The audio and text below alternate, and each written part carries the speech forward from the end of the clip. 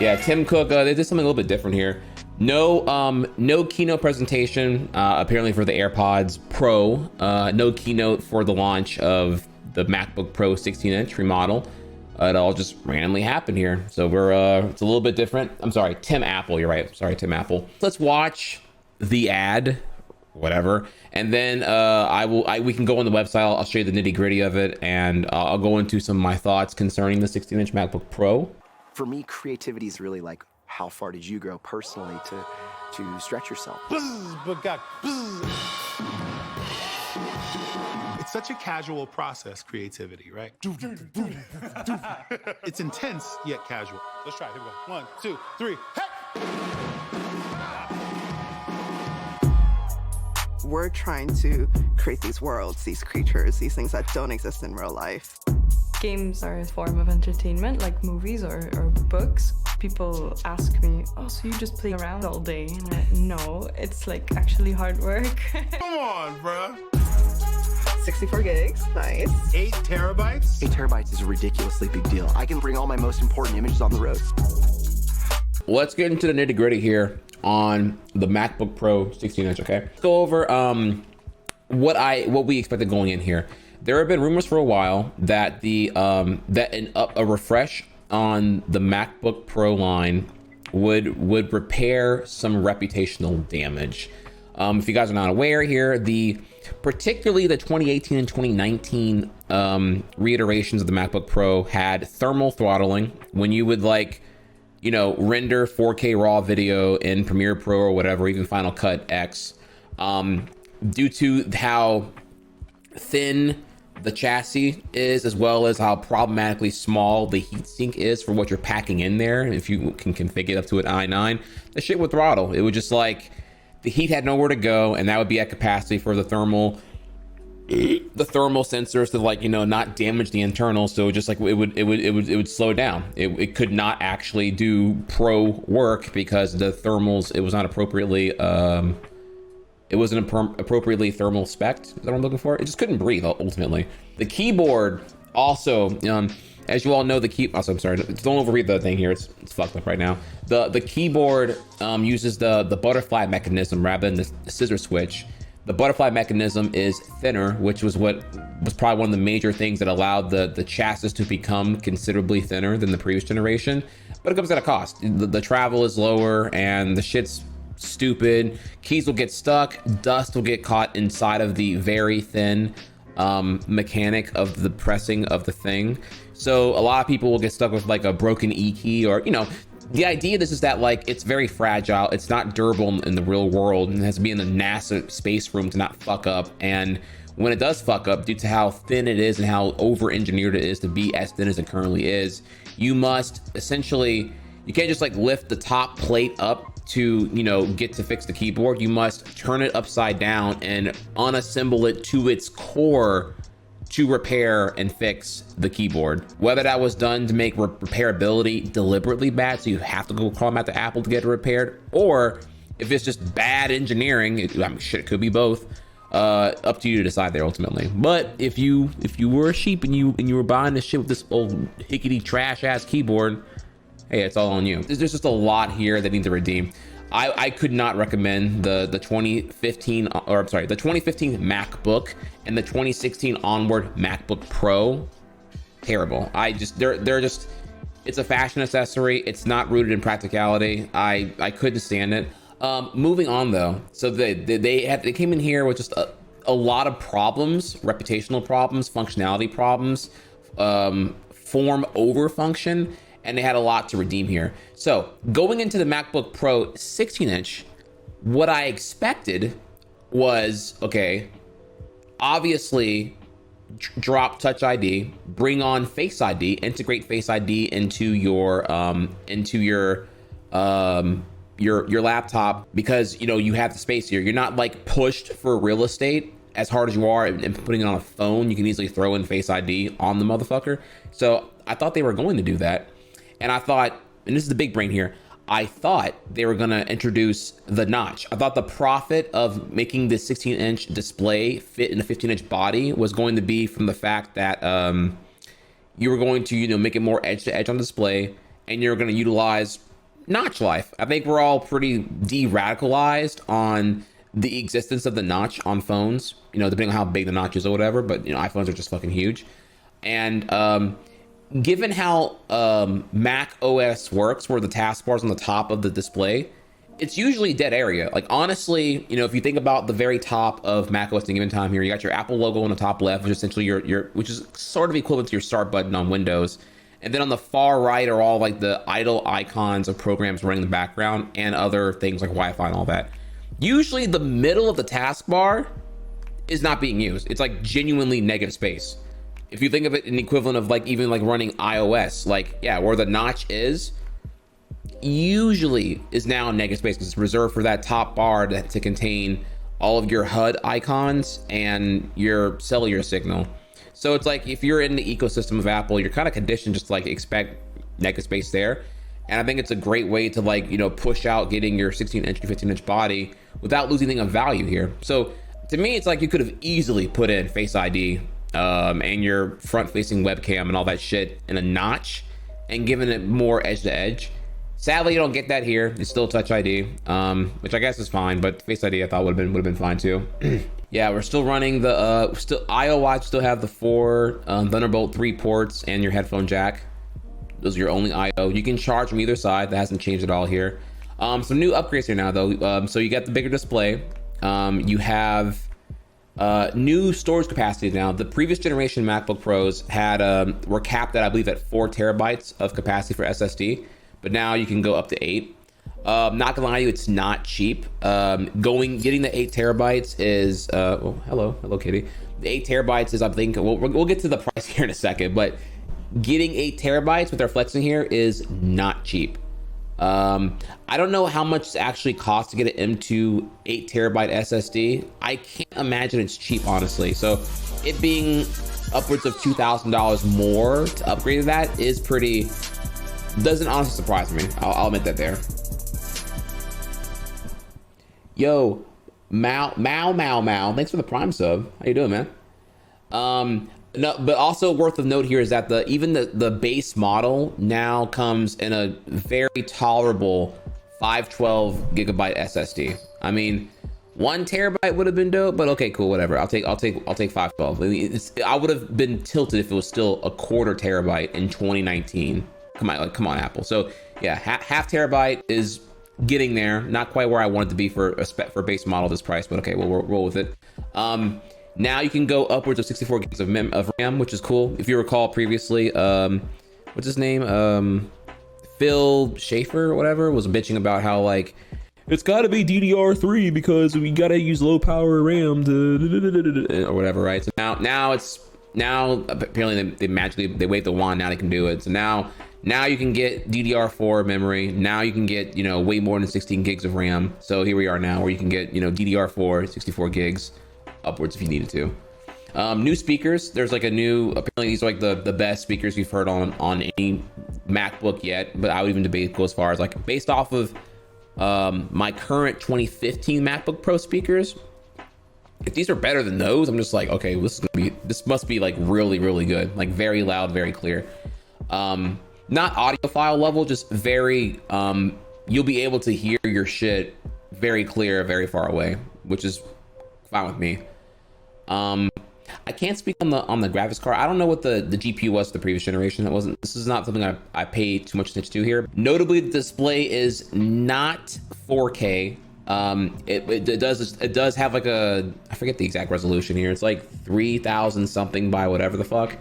It's meant to be at the Retina pixel density, which is actually just a hot take for you here. Okay, I don't think it actually needed 4K because when you put 4K on something smaller than, I would say debatably here, like especially for displays like this here, if you're putting 4K on something smaller than 20 inches, I don't think you're gonna be able to discern the pixels in the first place, and you're just pushing out more juice for shittier battery life. So IMO, I'm all for the pixel density to where you can't discern the pixels in the first place, you know, achieving I guess we want to call it the retina point, and not having battery just suffer because of it. Like, again, these like 13-inch laptops that have 4K, it's to me, it's redundant or not needed. It's just gonna piss your battery away, and for what? You typically can't discern that pixel density for that small of a screen. Now changing the keyboard here now. So yeah, it uses the scissor mechanism. It's like a hybrid, right? It still has less travel than the 2015 and prior MacBook Pros that had the full like unapologetic scissor mechanism. But here now it's like they took the good of the butterfly and put it into the scissor, and it's described as like a magic keyboard now, but it's like no longer the stupid thing it was. It has double the travel of the butterfly now, but it's still got the advantage of it being able to be a thinner chassis than the previous than the 2015 one by having this. The touch bar to me is still gimmicky and just kind of there to like bloat the price up considerably. But the escape key is back, so they put the escape key there. Thank fuck. And touch bar is still kind of iffy on me here. I don't know how that'll. I haven't never owned one of these like newer MacBooks, so I don't know if like the shit gets used or not. But I don't know. I would rather it's the cheaper option that didn't have the shit if I'm not fucking with it right now. So yeah, I don't know. I'd rather have the keys, honestly. What kills me is like okay. Here's the thing about it, right? So did I use F1 through F12? No, that's correct. Did not here. However, I did use their OS mapped functions via the F key rows. As in, I would use reduce, increase volume, mute volume, 3 buttons, reduce, increase system brightness, and reduce and increase keyboard backlit brightness. So I would use these 7 keys and I knew where they were. I'd have to like look down to find them. But now because of touch bar, I have to look down to interact with the touch shit and figure out and then do the shit. So I'm still not a fan of this. Doesn't suit my needs. So I have to now find this. It's like, yeah, dude, this sucks. Like the fact that I have to now deal with this and I can't like have those options there. I mean, I'm sure there's probably like a way to like, it's probably a software touch bar mod to recreate the F key functions as they were previously before this. But it's still, it's all one touch bar though. So even if you like put them there and you simulate F1 through F12, I can't just search via, fingertips. I have to like, there's no tactile feedback of where the fuck I am. I gotta use peripheral vision to figure out where the fuck I'm going. So it's still, so yeah, this is just, nah, I'm not a fan of it, honestly. I hate the touch bar, honestly. I have no experience with the new increased trackpad since 2015. I haven't used it. I hear the palm rejection's good, and even then, it has a little bit of a learning curve too, but once you get used to it, you will like it more. Their in-game goal with the touchpad is that eventually the palm rejection will be so good that they can get rid of the whole thing here. Like the whole rest area will become the trackpad. That's like their end game. I can forecall that now. Eventually they'll be able to do that, but until then you just give like a bigger trackpad. The battery is now bigger. They've capped it out. 100 watt battery is what it is now. Previous generations had anywhere between like as low as 70 if I recall correctly, and as high as like 85 or 86. But now the battery is literally as big as it can be. And the reason why I say this is because, like, if you didn't know, it's something I didn't find out until like 2015 here. You can't carry a lithium-ion battery larger than 100 watt capacity on an airplane. The FAA won't allow it. So laptops generally have used that guideline for how big batteries can be. If you ever wondered why, say, like, I don't know, prior to like 2010, why just laptop batteries just sucked ass, like why couldn't they just make it bigger and go further with it? It's because, yeah, they were capped by the 100 watt thing because it's got to be airplane friendly, right? Also, it's a little bit thicker. I did hear that it is the footprint is generally the same size, but I heard it's a little bit bigger, and as in like it's actually like physically bigger, and like a little bit, and now it's a little bit thicker too. She's a little bit thick, which is like, hey, good, because you honestly are at that point where you're gonna have thermal throttling if you try to make it any thinner than it is right now. So I'm kind of reassured that they're not gonna tell you it's thicker, but fuck it, dude. I'm just kind of reassured that it's like they chose some function finally over the form of the final product here. So yeah, 64 gigs of RAM. We were talking about that earlier. Oh yeah, sure. Show me these Fortnite numbers here, bro. Touch ID is fine. I would have liked to see Face ID instead, but you know, sure, we'll go in there. If you're gonna put the T2 secure enclave chip on there, then like if I'm already gonna be like throttled by Apple's will to like do anything on this damn machine, you might as well make it like where I lack all security of pressing a tactile button to power the thing on here. So I just wanted to like, I want to open it up. It wakes up automatically, and I use Touch ID or I use Face ID. It unlocks. I just go. I open it up and I just go. Like the idea, I gotta like press the button with the Touch ID, and then it does shit. I don't know. I would have, if we're gonna go this far out there and just just fall into Apple's arms with their T2 chip, might as well just go all the way and rob me of the power to like tactile button, turn the shit on. If you bite the bullet now, I think it's only a matter of time until they eventually throw Face ID in this shit. So we'll see. Yeah, audio is better apparently, because the way the two, what's it called, not the speakers, but like there's like a thing now where like the speakers get louder, and the louder they get, they would inevitably rattle in the chassis. So now they have like a thing where like the speakers will get loud, and then there's like another thing that will like cancel out the rattle that was due to happen within the physics of the enclosure itself. I don't know if I'm explaining that well here or not, but yeah, they made it where like it negates itself essentially. So there's not gonna be this obnoxious rattle whenever speakers get really, really loud, which is cool, which is good. Yeah, 8 terabytes of SSD storage, like I said before earlier, that's a good thing. Apparently, according to them, it's most that any notebook ever has given you before in terms of internal storage. Doesn't come cheap, but it comes fast and big. So that's admirable if you got the cake for it. If you're willing to put that investment there, you can definitely go for it. But again, the positive here is that it does come with a 0.5 terabyte standard, which is good, or it's passable. The 1 terabyte spec would have been like, a little bit more brag-worthy to me. Yeah, so the 100-watt battery, 11 hours of battery life. I've heard very mixed things on the T2 security chip. I don't know, dude. You got to ask them about this one here. From what I understand now, this is like locking MacBooks down to an obnoxious degree.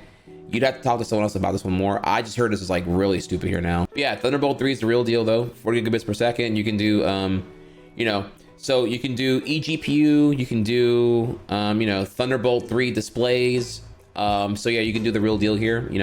Whenever you have any of these like Thunderbolt displays, they will require to be plugged into the wall, but the power can be transferred via the Thunderbolt 3 cable to your MacBook. So you don't have to like plug in your MacBook and power it on as well as have a display there. You can just like, the display will transfer the power via the one Thunderbolt cable, which is where you're gonna really see the power of the IO here. I know right now we're still in that kind of like that frustrating point where Thunderbolt 3 and USB-C kind of fuck you over because you have so many USB-A accessories. But whenever we're out of that period, like the next decade onward, you're like, okay, cool, Thunderbolt 3 is actually the shit. It's just that we're in that pain point right now, and Apple opted to not provide dongles to make it like less painful. I get it's a kind of a mixed thing there, but I have to give credit where credit's due. I find it pretty admirable that you're getting like full Thunderbolt 3 in this shit. Thunderbolt 3 is very versatile, dude. Banger transfer rate, transfers power, audio, video, all digital signal. It's really that thing where you can have like one cable feeding into your MacBook Pro and it gives everything it can too. So there's that for us there. Now there are a couple of negatives that I wanted to get to with y'all here. So let's go over things that they didn't cover here, obviously. One is that the front-facing webcam is 720p. It's still pretty shit. It looks like shit. It's like any given new iPhone front-facing camera is way better than the MacBook Pro one. They skimp there because they can get away with it, I suppose. I forgot about the negatives now. It's so hard to remember like what was not covered here that's a negative, but it's ultimately an incremental increase on fixing things. I'm not really sure if anything here is like really pushing the boundary. This is more like a course correction. So like if you think of the previous generation as like one step back, this is now one step forward. So we're back to where we were. This is what you expected the 2016 revision to be, but it's not leaping forward in terms of like anything else beyond this function. Again, I still think touch bar is gimmicky. I still think that like there's nothing radical really going on here. Again, escape key should have been given from the very jump here, but I think the whole touch bar thing is stupid. So we are here with that. But let's go ahead and move on to like, okay, what does this shit cost? The Good news is that it's not dramatically expensive. It's not dramatically more expensive than the previous generation was. Let me rephrase that. The previous 15-inch MacBooks did start at $2,400, and the 13-inch ones start at $1,800. The touch bar was like the thing that made it like have this implied value that was like way more than it actually was. So you were paying like the fuck you rate for these things. So here we are now where there's no price increase for these 16-inch ones. And notably here, they actually replaced the 15-inch line now. It's gone. So now it's the 13-inch, the 16-inch here. Also note here now is that, I don't know if this is news or not here, but the, notice here now, they don't sell the 13-inch without touch bar anymore. That's gone. Like there's, touch bar is all in. You have to get a 2018 or older 13-inch laptop if you want the no touch bar function key row keyboards. So, oh boy, you better love that fucking gimmick, man. Let's go ahead and get into 6-core versus 8-core. Gives you a pretty big jump here for the $400. But let's go over to here. Let's go over to the lower of the two, right? You can go over here and you can spec it up to an i9 if you want to. With again with the lower core count from what I recall here. You can 64 gigs is $800 more. It's tough to say how much this should cost. It's all like custom engineered parts that are being soldered onto the logic board. So it's like, I can tell you what, this RAM costs in desktop iteration, but in terms of it for a laptop, it's like, I don't know, bro. I mean, I'm guessing they're manufacturing some custom sized laptop RAM that get soldered on. So it's like, it's frustrating because there's still not really upgradability at all here. It's like you just gotta go in here and swing big. Like if you're buying a MacBook Pro, you're buying it for what I would assume be at minimum a 4-year plus daily driver. So it's all about like, I don't know, it's like making it age as gracefully as possible. The one positive here is that Apple's brand recognition does allow you to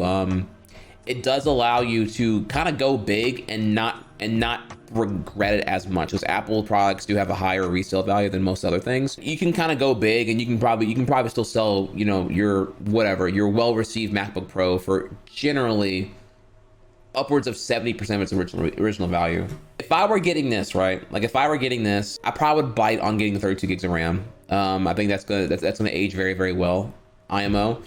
Fuck, dude, they get you hard here, bro. 8 gigs of graphic memory versus 4. It's 5500M though. It's like I would opt here for at least 1 terabyte of storage. But damn, dude, you get the 2 terabytes for double that though. It's like, fuck. It's so tough to say, dude, but look at the price already. I'm like, Monka S, dude. Monka fucking S. The only way I can stomach paying so much for a laptop is like, you gotta do financing. You gotta just like do financing and look at it as like how many hours you're gonna put into the fucking thing, dude. Oh my God, dude. At least 1 terabyte is what I would want. I probably would opt for 2, but at least 1. And then, well, then we're done. Okay, cool. Oh boy, I was getting stressed out here. So I'm already at 3,300, but I don't know, dude. It's like, fuck, dude. You can just, nobody really cut it here. This is the bare minimum I could do if I'm gonna spend this much and make it worthwhile. I would at least spec it to right here or higher. But yeah, that's where we are right now though. And then if we go in for if you go to the other one here, the higher spec one, starting at 28 is just like, dude, fuck me. Okay, well, if you're willing to spend if your budget's 3K here, okay, well, getting the 8 gigs is only $100 more. That's a better buy. But the RAM's gonna fuck you hard, dude. You can get a higher core i9 on the spec here, but the RAM though, yeah. So it's kind of like you have to really figure out what you want to do the whole thing here. There's not really a way to win, obviously. Just fuck. I think this is like the bare minimum to make it tolerable. And at the same time, it's like, there's still so many things I'm not a fan of here. Touch bar, it's a gimmick. Front facing, the FaceTime cameras, garbage. I would have opted to see, an upgrade from Touch ID. The T2 Secure Enclave is like, I don't know enough about that to really see. I'm ready to go down this here now. I don't know. It's weird. It's tough. I would probably honestly say wait for the 14-inch to come out, because the 14-inch might have new things, given they're gonna So we know right now that the iPhone SE is going to come out. The SE2 is going to come out in March, and they already did this here now. So I imagine they're probably going to have. I can't imagine they would just like announce the 14-inch MacBook Pro and it just be like what this is here. There's probably like one X factor in regards to, or also it would have came out now too, I would imagine. So I imagine the 14-inch may opt to have Face ID or opt to like, maybe even dare I say like have like a revision to the touch bar. I don't even know. Like, it's tough to say how you would fix that. I'm not a fan of it, dude. Ugh. No, I'm not buying it. I was walking y'all through like if I were to buy this, what would I do? What would I get? So yeah, Apple's definitely gone down the shitter in a lot of ways here. The Mac Pro 2013, garbage. The new MacBooks 2015 onward, garbage. The Mac Pro that is due to come out still this year is impressive for what it is, but the prices makes me want to just like, oh, dude, KMS, dude. $6,000, and the $6,000 one is such a fucking scam. Adobe's industry standard and multi-platform. No reason to get a Mac for graphic design any longer. Big facts. You're not wrong about that. Certainly can do that. Okay, let's go slow down here. Okay, so the question is, well, what is the compelling reason to get a MacBook at this point? And the answer is the trackpad multi-touch gestures are still top notch in my opinion. Particularly the fact that you can do 4 fingers left and right to simulate multi-monitor spanning is really good. Like, I will tell y'all that in terms of like screen real estate, you feel like a fucking god when you're in Mac OS. There are things I don't like about Mac OS compared to say like, you know, just like the familiarity and the power you feel when you're using Windows environment. But the touch gestures on the trackpad are top notch IMO. So I do like that, and that is one reason that's what kept me in the MacBook ecosystem from 2008 until, you know, the more recent one I bought in 2015. So that comes to mind as a compelling reason. Beyond that, I mean, fuck, dude. Beyond that, keyboards, you can get them as good elsewhere. Screen real estate, you can get them as good elsewhere. Battery life, you can get them as good elsewhere. Chassis thinness and all that, you can get that as good elsewhere. Yeah, I think we're at a point now where it's like ecosystem. Again, you got the whole texting thing or whatever. But again, even Android has that now, so it's kind of like the ecosystem, cohesiveness, trackpad gestures. And I would say that's about it, because you can get every other compelling feature from MacBooks at this point somewhere else. The price point just makes it inaccessible and inconsiderable for me, so I wouldn't personally go for it. Someone asked earlier, would I recommend getting a refurb MacBook Pro or go for this one? I would tell you go for this one.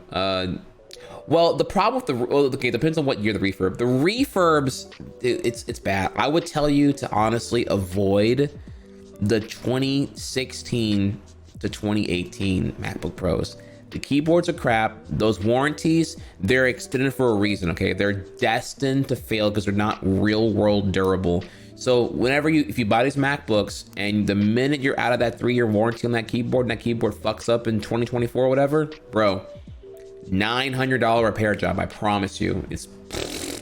Don't do it, dude. If you're gonna get an older refurb, it's gotta be 2015, dude. You gotta get 2015. Don't get these new ones, dude. It's a trap. If you're a power user on it, again, the thermal throttling when you go for the high end, it's gonna be a problem there. The keyboard, it's garbage. The keyboard is so important here. I'm going to drill it in y'all's head that the keyboard is shit, because when you think about it, what level of work gets you off the phone and on the laptop? Usually it's a lot of keyboard shit. It's a lot of typing stuff up. It's a lot of navigating with tactile keys and all that, because you gotta use the touchscreen by comparison. So the keyboard has to be good, or else it makes the idea of enhancing the function of whatever work you're tackling silly. So yeah, if the keyboard sucks, you don't get it, dude. Period. Done. Nada. Zitch. Zero. If you're gonna go refurb 2015, if you're thinking about the no zone, I promise you, the 16 to 18, no matter how good the deals are, they're not worth it. It's a ticking time bomb ready to fuck you over, because the repairability is 0 and the warranties show you how not confident Apple is. You think Apple would offer a 3-year complimentary warranty on a keyboard if they were confident in it? Fuck to the no, dude. So I warned you. You do it, that's on you, bro. TLDR, the new 16-inch MacBook Pro, the previous generation, the 2016, 2018, was a step backward. Form, function, durability, all of it backwards for thinness and marketability. The new one here, the quick revision, the 16-inch one here, is a step forward again. However, remember, we went backwards one, now we're forward one. So we're back where we started. This is what I expect the refresh to be back in 2016. This is not really pushing anything further, in my opinion, in an innovative or like impressive direction. It's really course correction for the fuck ups before for the past 3 years here. So yeah, better speakers, bigger screen. That's really everything else is a course correction of fuck ups in the previous generation. So it's a minor thing there. Same price for what it was before, which is, I guess, nice for Apple. But I mean, again, it's a course correction here, so I wouldn't really give points on that there. So that's where you are with it, man. It's a course correction. I would tell you either get this and completely swallow the load, the gravy, the cum from Tim Apple, as far as like Apple tax goes, if you want to get this new one here, or opt for the 2015 one. Kind of up to you. But yeah, that's my that is my rant, everyone. Thank y'all for paying attention and listening here. We are done. Apple rant delivered.